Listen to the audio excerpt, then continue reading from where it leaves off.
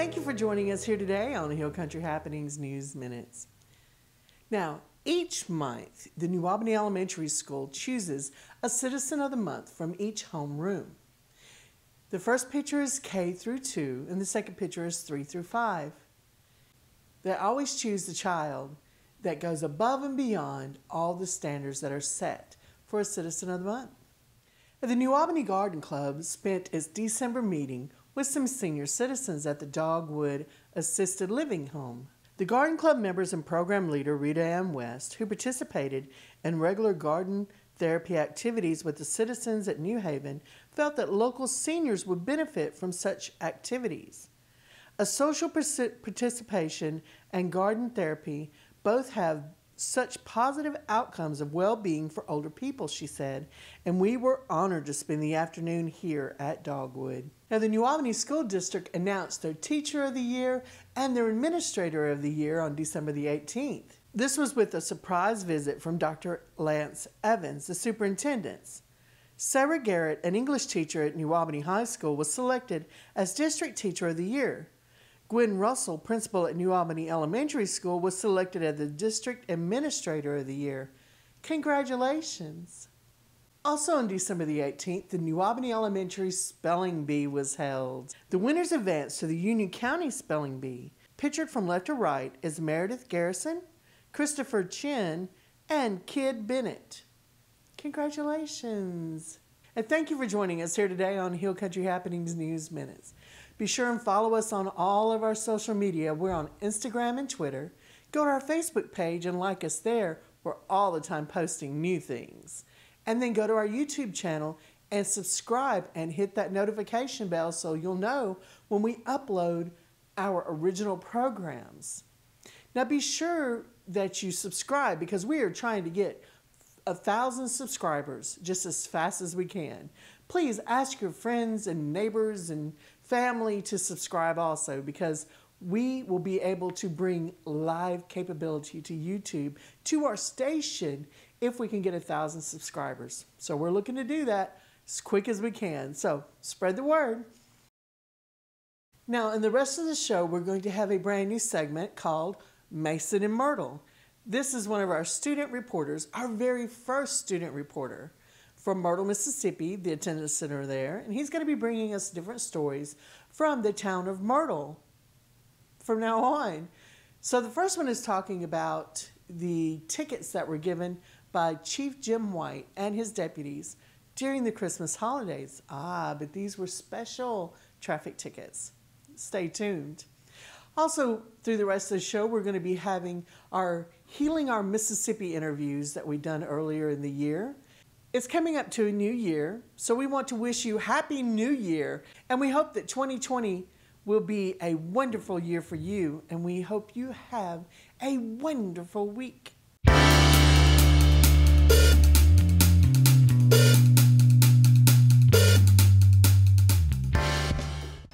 I'm Mason Tate with Hill Country Network here in the town of Myrtle with Chief Jim White of the town of Myrtle, and him and his police officers have been giving out these Merry Myrtle Christmas cards. Who are your deputies? Well, there's myself, and there's Jeff Chisholm and Justin Gregory, and we gave out 65 of these $50 gift cards. What was the purpose of giving out these tickets? The purpose was to make a happier Christmas for a lot of the residents around here, and a lot of the people that drive through town. And it was done by a benefactor, and we gave out 65 of these tickets. They were $50 gift cards, and that's why we did that. All right. Who is the benefactor of this Holiday Safe Driving Award? The benefactor chose to remain anonymous. They don't want their name out. It's just something, it's a person that loves the town of Myrtle, been here for a long time, and would like to see it prosper and grow bigger. How many have you given out? We gave 65 of the $50 gift cards out. Alrighty. How long will you give these out? I finished the last 3 this morning. Alright. What are the reactions from the recipients? We get all kinds of reactions from the people that receive them. First off, when they get pulled over, they're scared because when you get pulled over with blue lights by a police officer, they think they've done something wrong. So the first thing I do is I introduce myself and say, you have done nothing wrong, you did everything right. Because of that, the town of Myrtle and your safe driving, we'd like to award you a $50 gift card for Christmas. Do you think this will be an annual event in Myrtle? I hope so. I hope this somebody else will take it up next year, possibly the Myrtle Businessmen's Association. The people really enjoyed it and they were really surprised. I got a lot of hugs and good handshakes. Chief White, you and all your men had a lot of tickets. Where all did you give them out? Well, each officer got 20 to start with. And we gave them out, my personal ones were given out in the residential areas, people coming out of the stores, driving through town on Highway 178. So they were done all over town. Do you think this will affect people's driving? I think it will. The young folks that I wrote these to or gave these to, they all had seatbelts on anyway, but a lot of it went to Facebook, so people are going to see this and they know driving safe brings rewards. So hopefully that'll spread out. And we know next year at Christmas they'll definitely be buckling up. I'm Mason Tate with the Hill Country Network. This is Chief Jim White.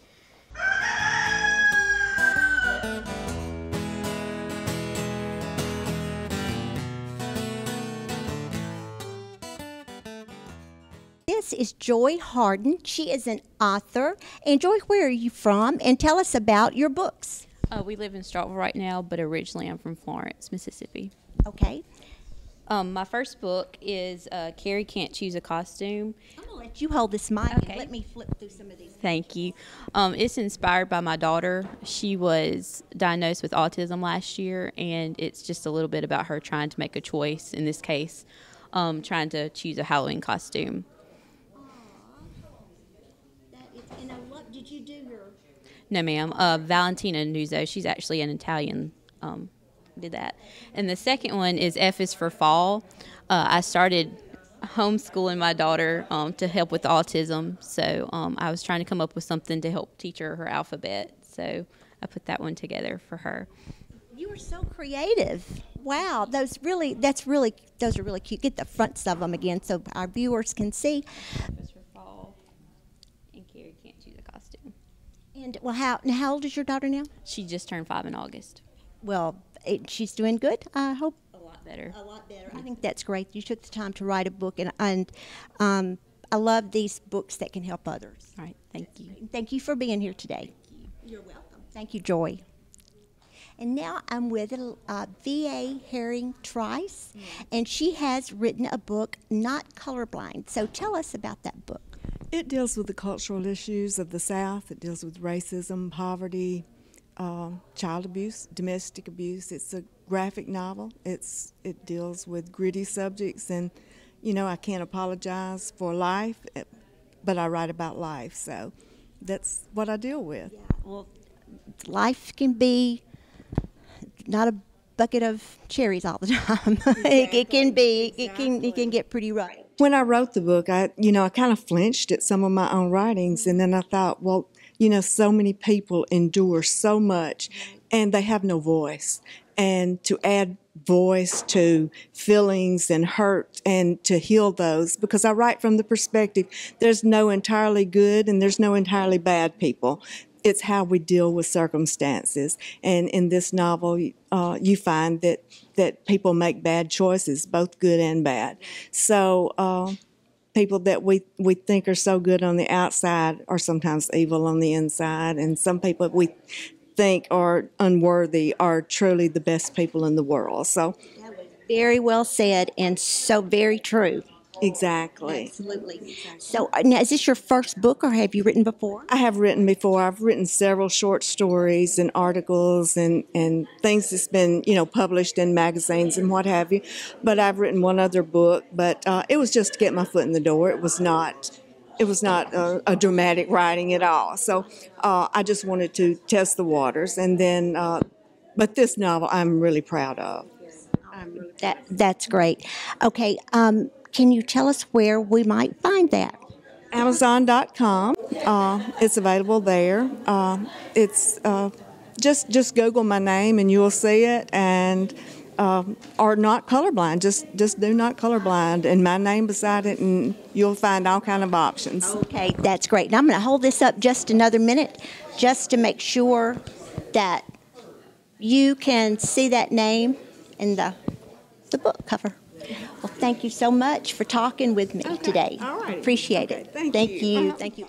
And now I am with Dr. Gail Cook Shoemaker. Is that correct? Yes, it is. Okay, so tell us about your book and about you as an author. And so just tell us about yourself.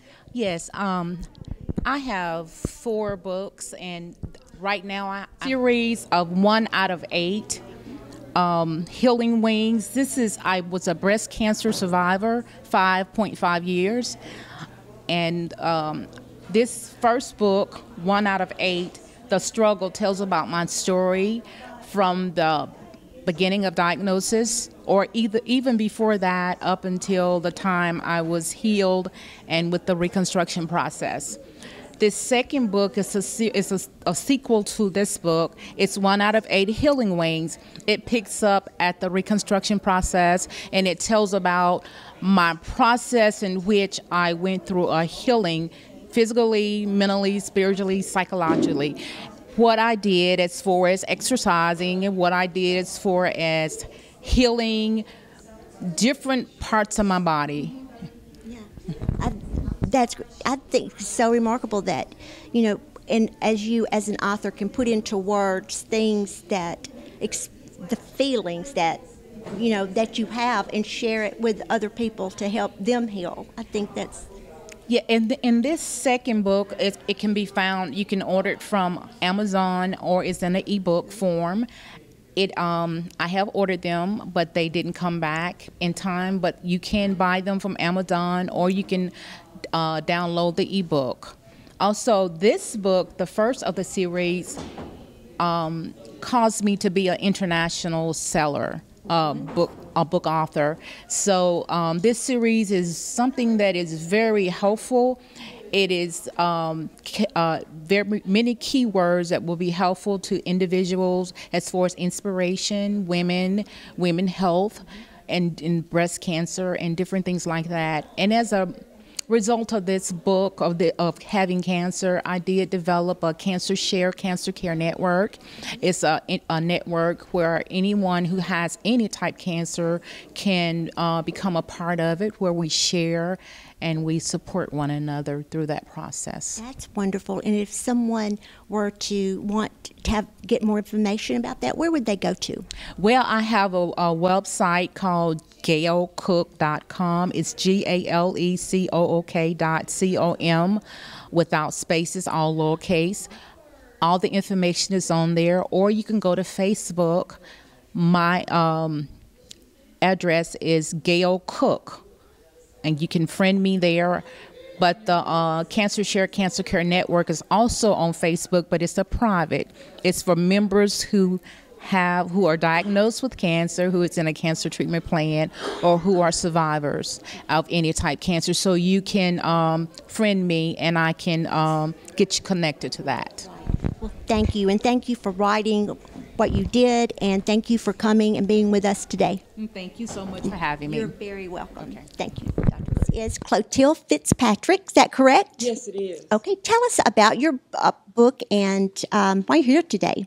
Okay, the book is Blessed Serenity, A Remarkable Journey. It is the story of my life, but more than just my life, it is a family memoir. The book goes back to the 1800s. As a matter of fact, my great-grandfather fought in the Civil War on the north side in Guntown, Mississippi, against Nathan Bedford Forrest, and the story is in here. Oh, and wow. We were able to verify, based on his Army records, with a book that we found at an estate sale, Bryce's Crossroad, which is Guntown. Yes. And it talks about the battle. And great-grandfather was shot in the lungs and lived to tell the story.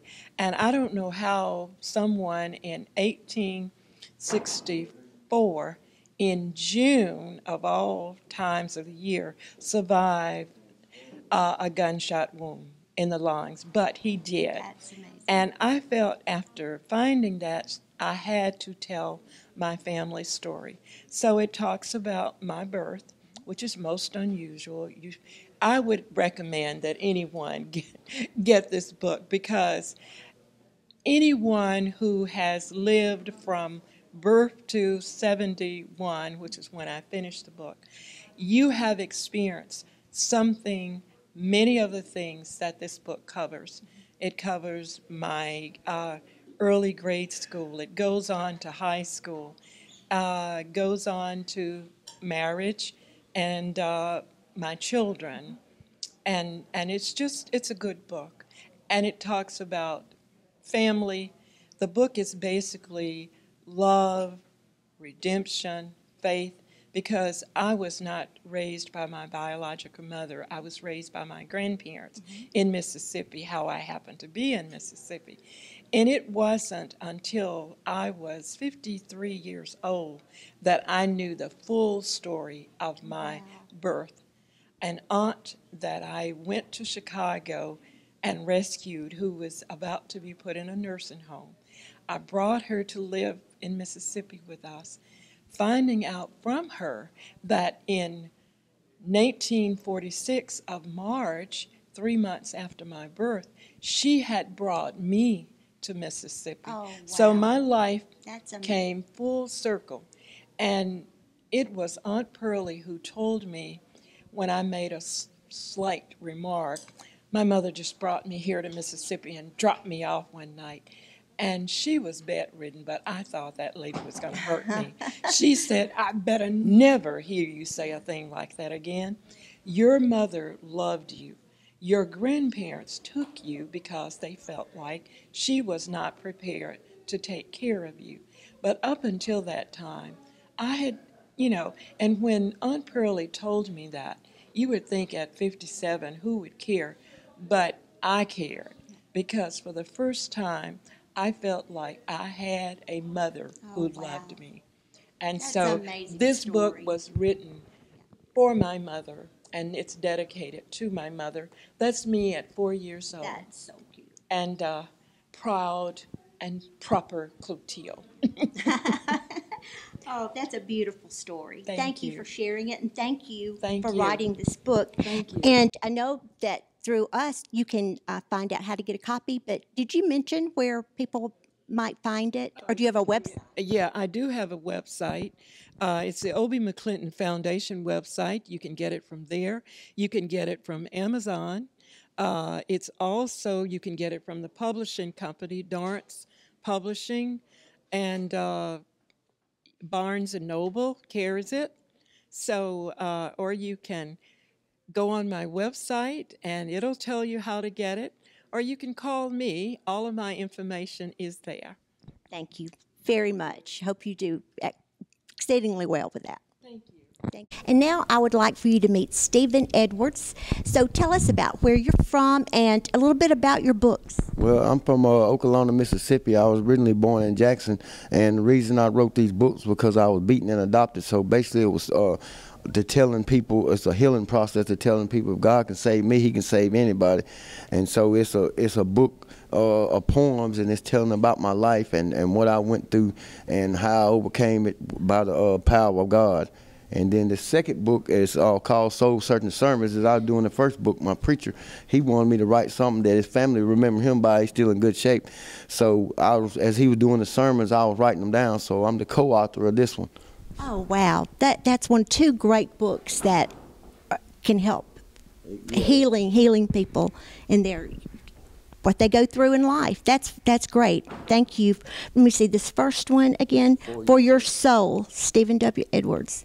And it about what God can do to your life and do do for you. Praise Him. Yeah, it's actually for your soul, because it's a healing process, and because a lot of people done went through a lot of the same stuff, beaten, adopted, and all that. So it's just showing them a healing process and what happens when you come on the other side. And actually, I got my third book out. It's called Can't Kill the Horse, and it's a documentary on my life and how many times that God had His hands. Well, I should have been dead, and God had His hands on me. So, well, thank you for writing those, and thank you for coming here and sharing them with us today. And where can someone find your books? They're available on Barnes & Noble, at Amazon.com, and you can also go on my website and Stephen Wayne Edwards and get the book on there. And in Okolona, we got like 6 or 7 stores you can get it in. So. Okay. All right, but they can go on your website and get it, and then you've got some good outlets there for that book. So, hi, and now I am with Daryl Dabbs. He is an author from North Mississippi. So tell us about yourself and your reason for being here today. Well, I'm here to promote my book, really. Good. And I am from Shannon, Mississippi. And I've got this book done about in 2000, well, last year, really. Okay. Yeah, and it's more about the vitiligo, you know, Michael Jackson when his skin changed. Yes, yes. Yeah, so that's what happened to me. And really? Yeah, Okay. So I went through some difficult time. It took 21 years the way I look now. Wow, wow. Books are so inspirational. I love that you can write about something that's transformed you and to share it with other people. So that's wonderful. And the name of it is? Changing Faces 2, Living Life with Vitiligo. Okay. All right. There it is. Okay. And they can find it at Barnes & Noble? Amazon.com and BarnesandNoble.com. Okay. Now, have you written any other books? Is this your first one? Well, this is really my second book, but this is the second. The first one was Changing Faces. Okay. And so this is Changing Faces too. You said that at the very beginning. I'm sorry. Excuse me. Well, I'm delighted that you're here today, and we thank you for coming. Is there anything else that you would like to share? Not really. Just thank y'all for inviting us to come. Absolutely. I'm going to take this and make sure everybody can see that, Changing Faces. And thank you for coming and sharing, writing the book. I am now with Tammy Rainey Gathings, and she has a really good story to tell. She's an author, so I'm going to let you have it, Tammy. Hi, I'm Tammy Rainey Gathings, and I am from North Mississippi, Monroe County specifically. I grew up with my grandmother, who was born a year before the Great Depression. She experienced a lot of trials and different difficulties, not only because she was a black woman, but because she was poor. And so when I came along, we were very close. My mother married when I was 3 years old, and that was the start of my own set of difficulties. And so my grandmother saw what I was going through, and she decided to tell me about her life. And it turns out that our lives were parallel in the things that we were experiencing and the hardships that we faced. And in doing that, I eventually wrote a book and self-published in October of 2007 called A Mix of Sun and Clouds, which is a meteorological term. But she was very astute in predicting the weather and doing things that had to do with nature and planting and growing. And so this book is basically a way of sharing the knowledge that she taught me and also honoring her. And it's very fitting now that I'm talking to you because as of last month, she turned 91 years old. Wow. So she still gets to see the things that she planted in me, so to speak. And so I get a chance to share my love of her and the things that she taught me. That is wonderful. And I love that mix of sun and clouds. I love the name of it, and I love that it's so fitting. And, you know, back in the day, as they say, people did the weather. It was such an important thing, your crops, everything rotated. I mean, you're the very life of everything. And just some of those good, all those seeds, there's just so many analogies that you can make. And so had times and circumstances been different, she probably would have been on the Weather Channel. Oh, absolutely. So that's why I took this phrase, because it also, you know, parallels life, how sometimes there's sun, sometimes there's cloud, but but all are necessary to make a good life. It absolutely is. Well said. And do you have another book? Oh, yes. And this, what I put out, drew me to Tiffany Miller Harris, and the 6 of us ladies have a book called Testimonies of Trials and Triumphs, and it's a more condensed version, rather, of the Mix of Sun and Clouds, but there's also stories in here about child abuse, about infertility. There's other things that women, not just in Mississippi, but in other places, those are the things that maybe even our girlfriends don't know about. So we allowed ourselves to be transparent and to talk about our faith and our struggles and try to be a roadmap and a guide to those who may not be willing or able to voice those things out loud, but hopefully they'll understand that, you know, into every life a little rain must fall. Right. And so, and sometimes that's a monsoon, but you can survive and you can thrive. Thank you for talking with me. I think this is so needed because, like you say, you know, people don't, they're afraid to talk about some issues, and I think it takes somebody to stand up and write it in words. They're, you know, what's going on, how they feel, and these women did in this book, and I just appreciate you here, and it's so applicable to Healing Our Mississippi. All right, thank you. It's great meeting you. Great meeting you. Thanks. Thank you. Hi, now I am with Sydney Fisher, who is here today because she is an author of some books, and she is also the host of Paraphiles, a show that we have that's new on Hill Country Network, so check it out. So, Sydney, tell us a little bit about what you're doing here today and a little bit about your work. Okay. I started writing when I was about 8 years old. I had my first paranormal experience when I was 8 years old, and that kind of inspired me to write in the genre that I do, which is supernatural suspense and paranormal thrillers. I've got about 13 or 14 published books, and I'm here today celebrating the arrival of James Meredith in Mississippi and New Albany. And the books are inspired by true events. Most of them are Mississippi based.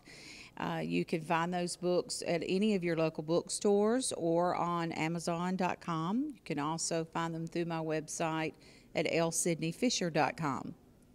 Okay, do you have like a favorite experience or one that is most terrifying?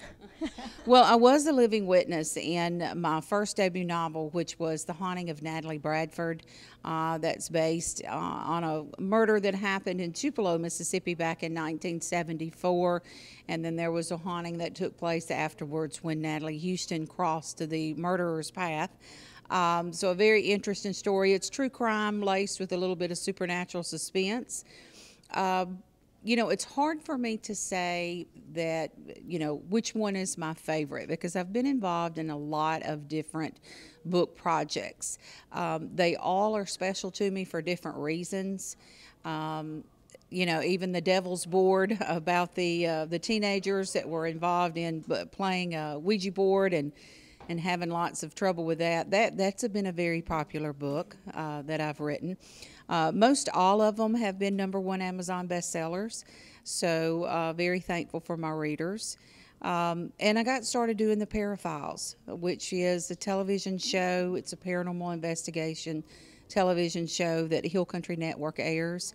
And it all started really as just my book research. You know, I organized a team of researchers to come along with me on the Haunted Trail, which is the title of my blog. And it was intended to do, you know, for me to get inspiration to investigate certain sites that I may be using as settings in future book projects. And then it morphed into the Paraphiles. So here we are. Here we are. And so check that out for check that out for sure. Paraphiles on Hill Country Network. Well, thank you for being here and supporting this day. And it's very nice to meet you, and good luck. Thank you so much. Hi, everyone. I'm Cindy with Hill Country Network, and we're so excited today to do it's a wonderful, wonderful day of Healing Mississippi, and I am with Roslynn Clark, and she is one of the key people to pull all this together, this great event today. So Roslynn, tell me what went into today and what's your part in it, and tell me a little bit about yourself. I know that you're going to perform later today, and you've just done a lot to get this whole pulled everything together, and we thank you for that. Well, I really enjoyed myself coming here working with Hill Country Network. Our objective is to empower Mississippi by scratching off some old scabs and some dead tissue off of the wounds and beginning a healing, because you cannot heal unless you realize that you have an illness. Because unless you realize you have an illness, that's the time that you go seeking medical assistance. So we are trying to encourage Mississippi to realize the things that we have that are issues, and we are going to find solutions to make Mississippi be known as #1 in all the good things instead of #1 in all the bad things, because Mississippi is better than who they think we are. We are much better.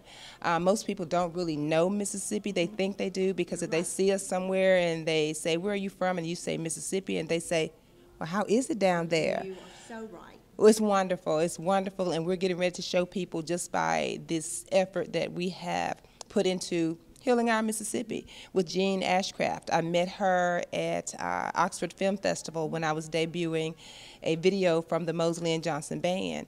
So I love music, and that is how I became involved with Jean. And I'm a registered nurse, and I'm Reserve Army Nurse Corps honorably discharged captain, which Mr. Meredith always calls me the captain. I don't think it's because I'm bossy. You don't think? I don't think it's because I'm bossy. And I talk a lot, so here's the mic back. Okay. Well, thank you so much. I'm so glad that we're going to hear more of you throughout today. And I look forward to seeing the performance tonight. Thank you. And thank you for talking with me. I know you've got a lot to do, but I appreciate your time. And, let's talk about you write. I do. You have books. Mm-hmm. So tell us a little bit about your books and, like, what you can expect. Well, my books are entitled South Side of Eden. It's a series of 4 books so far, based on relationships between men and women after the fall of Adam and Eve in the Bible. So it's just a relationship between 3 young ladies and 3 young men begin in a place called South Eden, Georgia. So South Eden, everything that happens in the South is a little hot.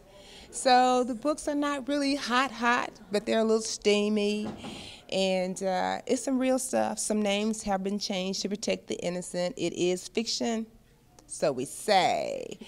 So the things that are in the book, either I have seen, experienced, or heard someone talking about. But there's a lot in the books. Romance, you got church ladies, you got the club, everything. All those Mississippi things. Mississippi things. For sure. And if someone didn't get to make it today, but how could they get a hold of you or know more about you or get a book? The books are available on Barnes & Noble, Amazon, just about anywhere on the web. I have my Facebook is South Side of Eden Books, so I can be found there. And also, you can probably find me through Hill Country Network. Jean will always know where I am. The books there's 4 of them, and soon I shall have the 5th one done, because people have been waiting to find out what has happened to Adam and Evelyn since that last book. Okay, I love sequels. Okay, thank you again, and we will see you later. Thank you, Roslynn. Bye-bye. Oh, what a time, what a time, what a time. We're gonna sit down by the banks of the river. Oh, what a time, what a time, what a time. Hey, when preach. Let us pray. Father, we praise your name and thank you so much for the opportunity to be able to come here together in this moment in time, in this season that you allowed us to be in, that we might continue to dialogue and collaborate on ways and strategies that will allow us to be able to move forward in affecting change and causing the environment, the places in which we live, cities and towns that we live in this country to be better, for having us come this way. We thank you for it today. We thank you for all of these that are participants and those that are listening with hearts and ears on all that will be said and done here. Let your presence be with us in this season, in this moment. And we also thank you for these that have put this together. And we pray that you would continue to bless and open up doors so that we might be able to make a difference and leave some sense of a small legacy, whether it be in word, deed, or action, so that we can be pleasing unto you. In Christ's name, amen. Amen. Can you give us a scripture? Can you give us a scripture, Minister Faye?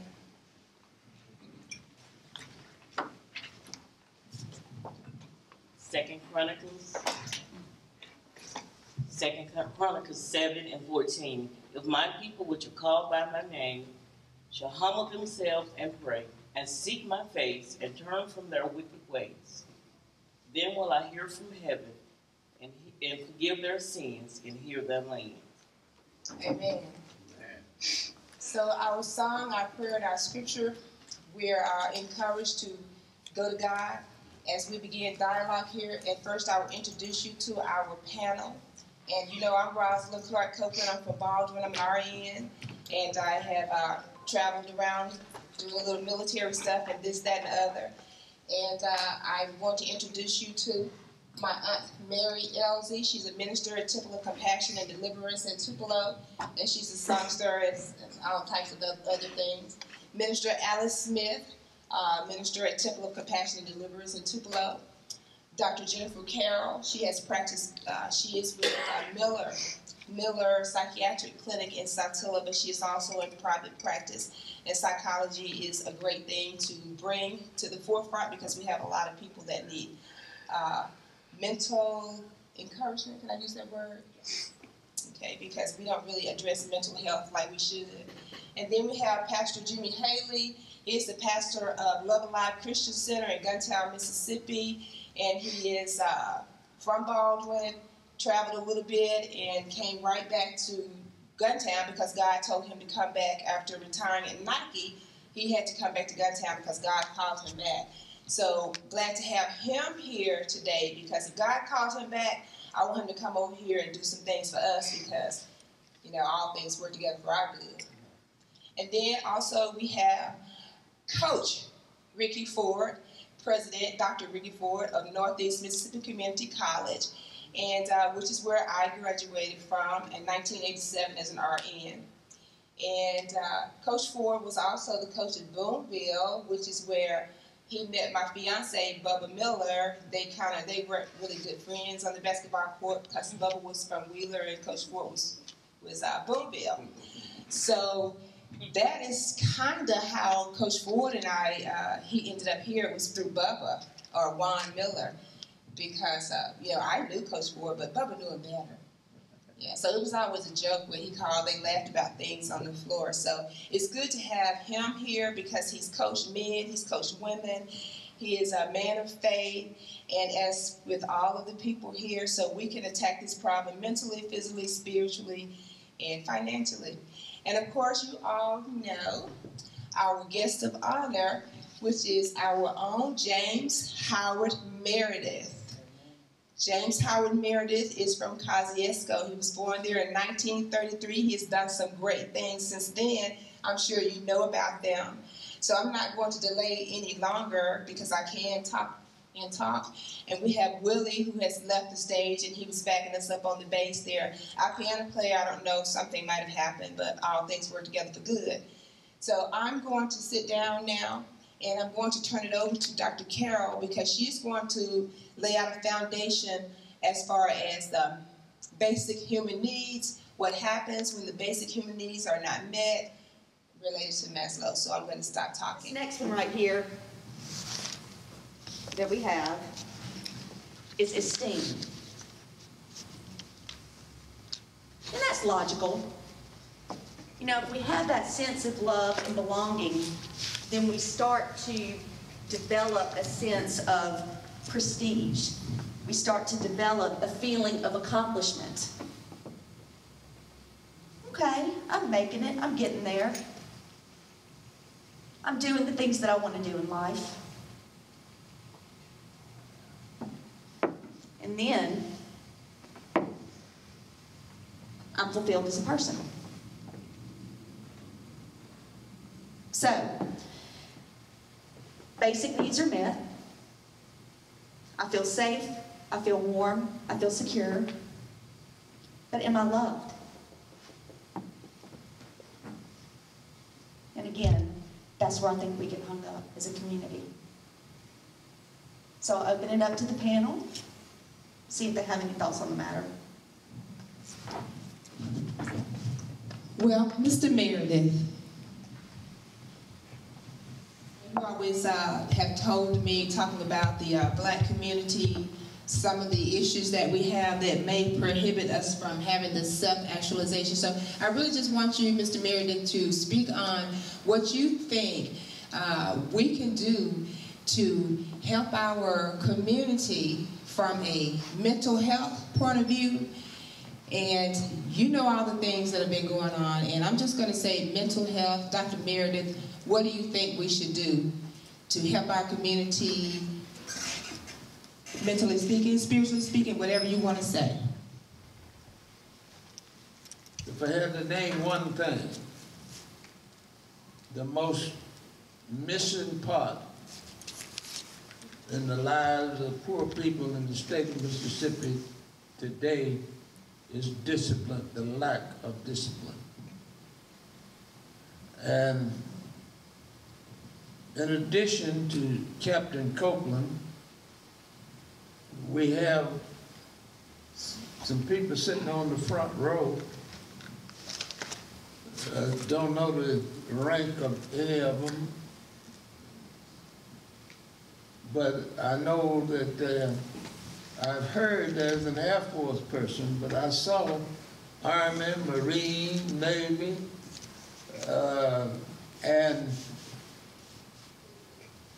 anybody been in the military and stayed more than 6 weeks know something about discipline.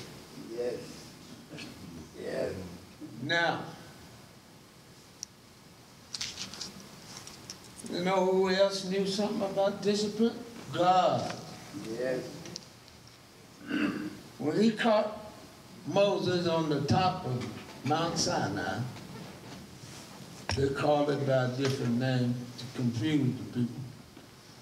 But it was Mount Sinai where God got Moses' attention with the burning bush and told Moses, look, you committed a bad crime 40 years ago, and I brought you over here, gave you a wife, you raised a whole family,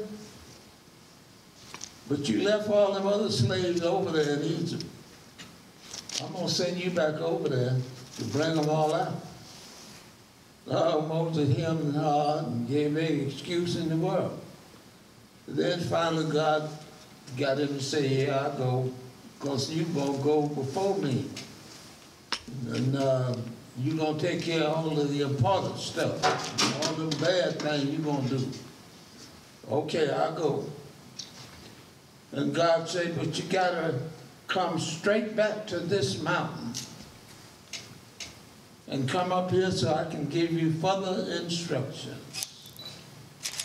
He said, when you get the people back here, and they've been in slavery 400 or 500 years, they're going to be broken. Their society's going to be broken. Their family's going to be broken. Their community's going to be broken. Their neighborhood, they ain't going to even know who their neighbors are.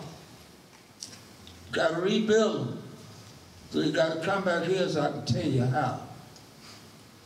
Moses followed those instructions.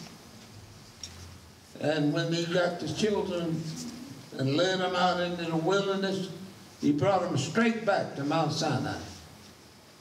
And he went right back up the mountain. Of course, this time, he took Joshua with him part of the way.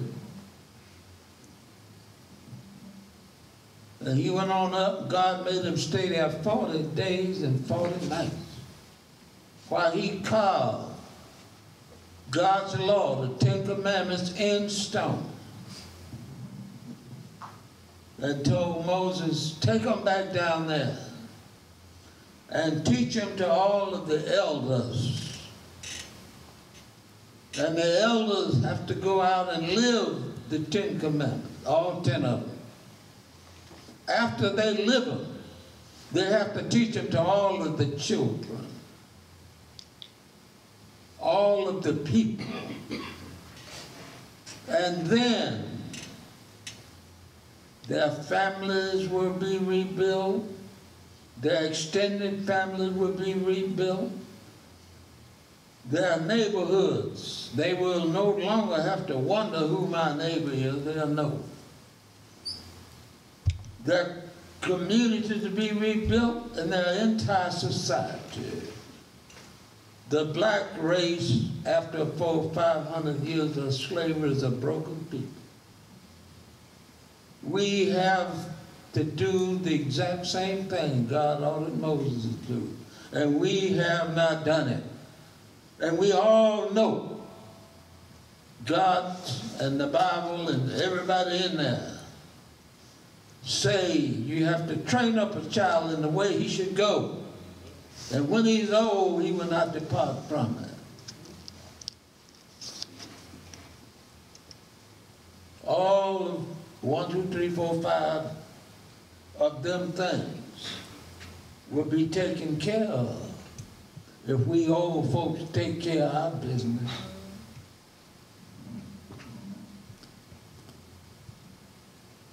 I'm gonna shut up.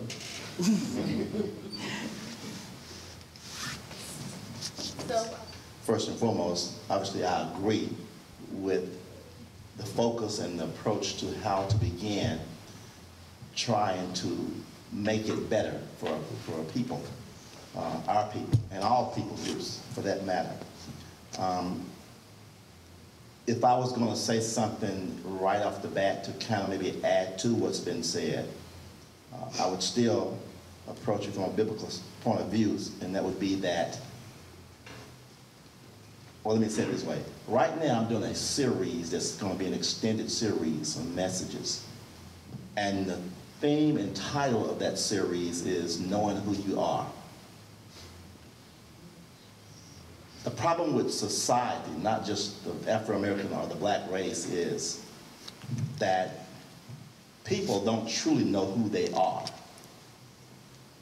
From a child on up through different generations, the reason why events and situations happen in the lives of people to the negative side is because they don't know who they are. And mankind is on a quest to try to find out who he really is. And the reason why it's broken and has not worked effectively is because, as the old saying goes, mankind has spent his wheels looking in all the wrong places. The only way to know and understand who you are is to go back to the original creator of all mankind. And as Dr. Meredith said so eloquently, our creator who created us is the source of the answer to who we are and how and the way forward. And so consequently, without a proper self-image of who you really are, doesn't matter what your age is, whether you're 9 or 10 or 90. If you don't really know who you are and have a proper self-image from the understanding of how you are created, then you're going to never be able to get in the right alignment and have balance. And so the society in which we live in is why it's so broken, is because it's out of alignment. And there's no balance. That's why you have all the trouble you see. That's why you have all the death that you see. That's why you have all the different ills of society in our communities and all communities. People do not have an understanding of who that, because if we knew who we were and had a true understanding, and I kind of shut down with this from now. If we understood that we really are created in the image of the Creator,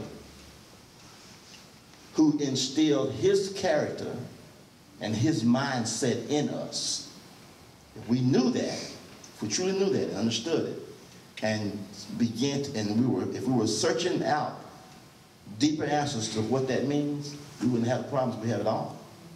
And so we're disconnected as a people. Not a race, we're disconnected as a people from the Creator. And we don't have his mind. So what do? Mankind went out and created his own mentality. And he began to teach other men that mentality. And that's what you've been living for over 400 or 500 years, thousands of years. And that's where we are today. Tonight to be with everyone, but especially it's a privilege to meet Mr. Meredith. As I mentioned him a moment ago, I was probably 6 years old when all that stuff took place at Ole Miss, and I just heard people talk about it, so I did really witness it. But in saying all that, to answer your question, and I think this gets to the root of what both of my colleagues and friends here have said, it goes back to education from the very beginning. And I think that responsibility lies upon the parents. It's so important for the parents that when they have children that they make a commitment to that child. And of course, hopefully they've already made a commitment to each other. Now, it's easy for us to sit here and identify problems.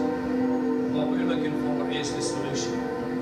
And I think we can identify where we have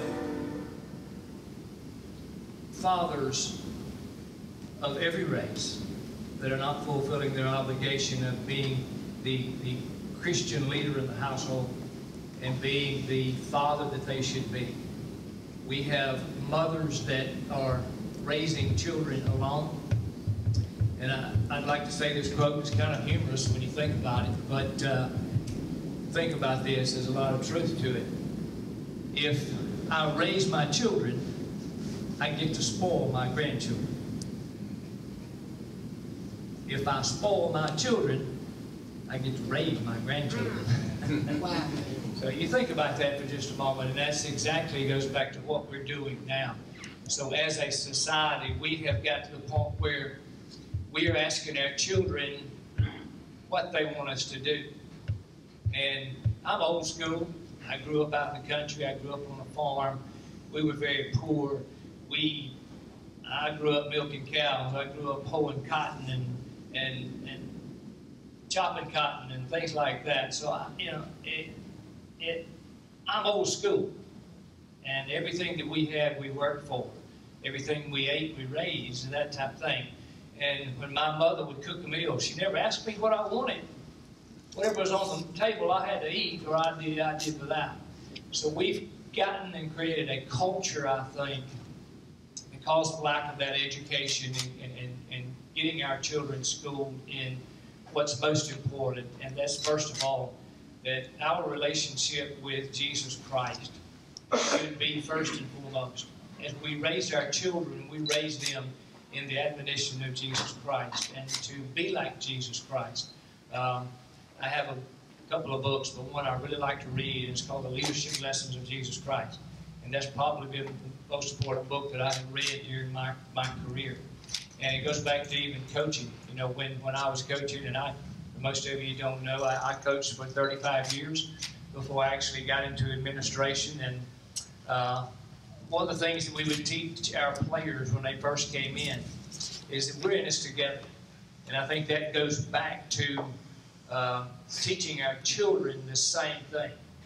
You know, it doesn't matter what color your skin is. And I was brought up, it didn't matter. We're human beings. We're all inside of God. We're the same. So that education part, we've got to start teaching our children that. Our children are going to do exactly what they're taught as we come through life. And I'm just going to lay the cards out on the table here now. To say that there are not prejudice against other races, there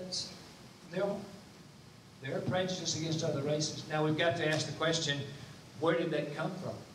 That was learned. That was learned from someone. It was learned from my parents, it was learned from my grandparents, it was learned from my uncles, or aunts, or cousins, but it was learned from someone. So that brings it back to the same spot again.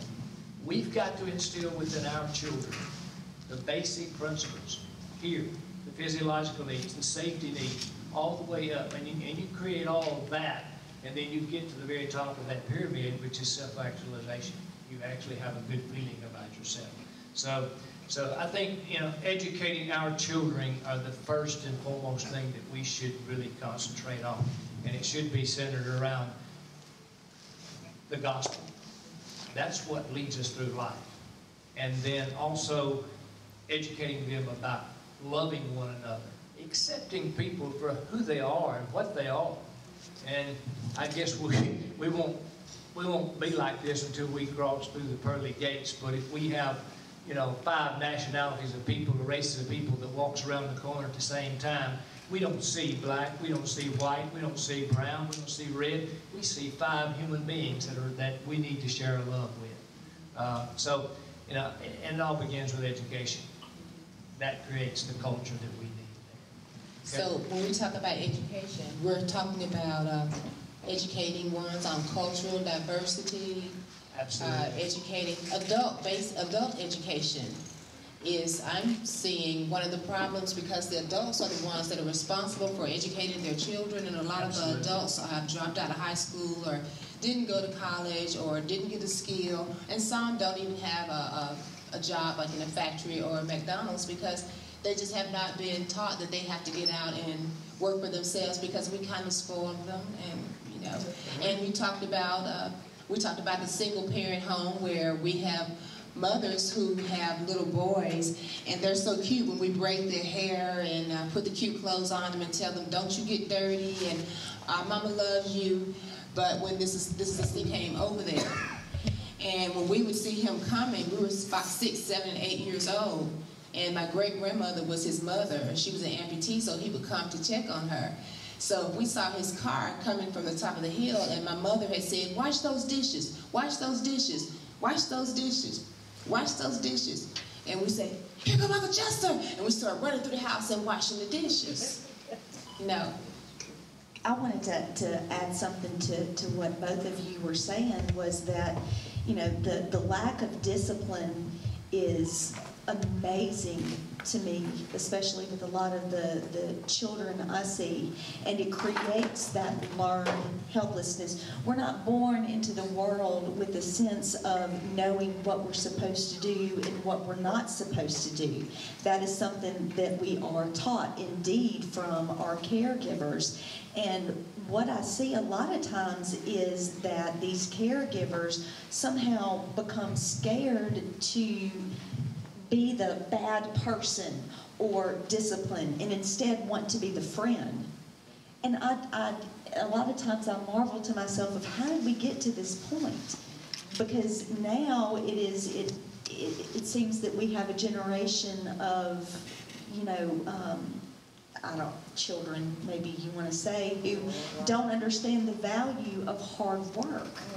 And it is or discipline, like you gentlemen right here know exactly what that's about. And or the Word of God, or the importance of the Word of God, and how that has all of a sudden become attacked in our society. And it's just like everything is upside down all of a sudden. And it's amazing that it's gotten to this point. Absolutely. And being in education